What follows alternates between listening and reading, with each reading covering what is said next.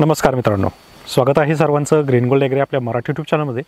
तर मित्रांनो, आज मी तुम्हाला मिरची या पिकावर कोणतं तणनाशक मारायचे किंवा तणनाशक कोणतं घ्यायला पाहिजे याची माहिती आजच्या या व्हिडिओमध्ये मी तुम्हाला देणार आहे। तर जे शेतकरी आपल्या ग्रीन गोल्ड ॲग्री चॅनलवर नवीन असतील त्यांनी चॅनलला सबस्क्राईब करा, सोबत नोटिफिकेशन बेल प्रेस करा, म्हणजे आलेल्या व्हिडिओचं नोटिफिकेशन तुम्हाला मिळेल। तर मित्रांनो, तुम्हाला इकडे मागे दिसतच असेल की या पट्ट्यामध्ये आपण तणनाशक मारलेलं आहे। तर मिरची पिकासाठी नक्की कोणतं तणनाशक मारायला पाहिजे, प्रमाण काय आहे, कोणत्या कालावधीमध्ये मारता येऊ शकतं, याची सगळीच माहिती मी तुम्हाला देणार आहे। तर व्हिडिओ शेवटपर्यंत पहा, अतिशय छोटा हा व्हिडिओ असणार आहे आणि शक्यतो व्हिडिओ पूर्ण पहा, स्किप करू नका। त्यासोबत मी तुम्हाला आता गवताची कंडिशन काय आहे हे सुद्धा मी तुम्हाला दाखवणार आहे। तर या प्लॉटमध्ये आपण काँग्रेट्स कंपनीचं गिजा हे तणनाशक वापरलेलं आहे। तर आता जवळजवळ 5 दिवस, आज 5वा दिवस आहे तणनाशक मारून। तर आज मी तुम्हाला या ठिकाणी काही गवताची कंडिशन दाखवणार आहे।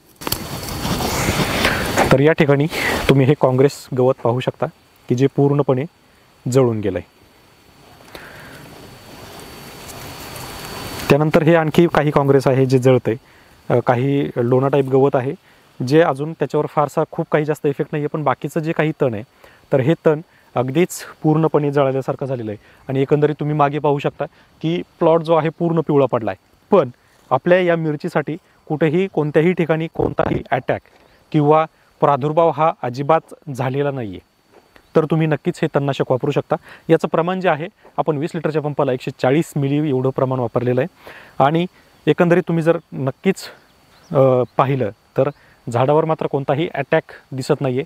आणि हीच एक महत्त्वाची गोष्ट आहे। फक्त शक्यतो लक्षात ठेवा, शक्यतो गवत थोडंसं चांगलं वाढलेलं असावं की जेणेकरून जरी 10% गवत आपलं शिल्लक राहिलं तरीसुद्धा 90% गवत आपलं जळून जाणार आहे।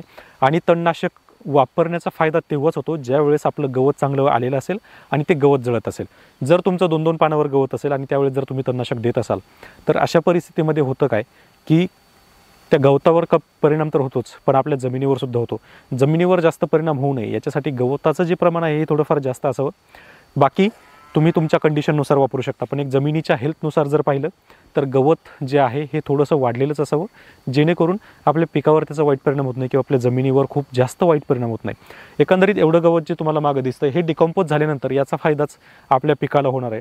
आपल्या पिकामध्ये ग्रीनरी आणखी जास्त पाहायला मिळेल। त्यासोबत होणाऱ्या बदलत्या वातावरणामुळे सुद्धा जे काही इफेक्ट आपल्या पिकावर दिसतात ते मात्र दिसणार नाहीत, कारण एकंदरीत दुसरं डिकम्पोज झालेलं खत आपल्या पिकासाठी तयार होतं आणि त्याचाच परिणाम आपल्या पिकावर आपल्याला पाहायला मिळतो। तर मित्रांनो, नक्की सांगा हा रिझल्ट तुम्हाला कसा वाटला। याच्यामध्ये होऊ शकते की 10% जे गवत आहे हे राहील, पण 90% गवत जे आहे आता ऑलमोस्ट 30% गवत याच्यामधलं जाळलेलं आहे। आणि आणखी जे मोठं किंवा जाड गवत आहे, जाड काडीचं गवत, हे पूर्णपणे जळत आहे। याच्यामध्ये फक्त लव्हाळा जो आहे, लव्हाळ्यावर आपल्याला याचा परिणाम जो आहे हा कमी दिसतोय, पण लव्हाळा सोडतं बाकीचं जे काही गवत आहे हे चांगल्या प्रमाणात आपल्याला जळलेलं दिसते। इतर चिमुक काटा असेल किंवा चिकटा असेल किंवा इतर गवत असेल तर याच्यामध्ये आपल्याला 50% गवत हे जळलेलं पाहायला मिळतंय। तर मित्रांनो, नक्की कळवा हा व्हिडिओ तुम्हाला कसा वाटला आहे। व्हिडिओ जर आवडला असेल तर व्हिडिओला लाईक करा, चॅनलला जर तुम्ही अजून सबस्क्राईब केलं नसेल तर चॅनलला सबस्क्राईब करा, आणि हो, व्हिडिओला शेअर करायला मात्र अजिबात विसरू नका। आणि नक्की तुम्ही तेच विसरता तर व्हिडिओला शेअर करा आणि कळू द्या की शेतकऱ्यांना याच्यामध्ये सुद्धा तणनाशक अवेलेबल आहे जे आपल्या कोणत्याही पिकाला झटका बसू देत नाही आणि गवतसुद्धा चांगल्या प्रकारे जळतं। फक्त काळजी घ्यायची आहे की शक्यतो तणनाशक हे टोपी लावून किंवा त्याला कॅप लावूनच मारायचे, ज्याच्यामुळे ते तणनाशक इतर पिकावर उडणार नाही किंवा इतर पिकाला त्याचा त्रास होणार नाही। धन्यवाद।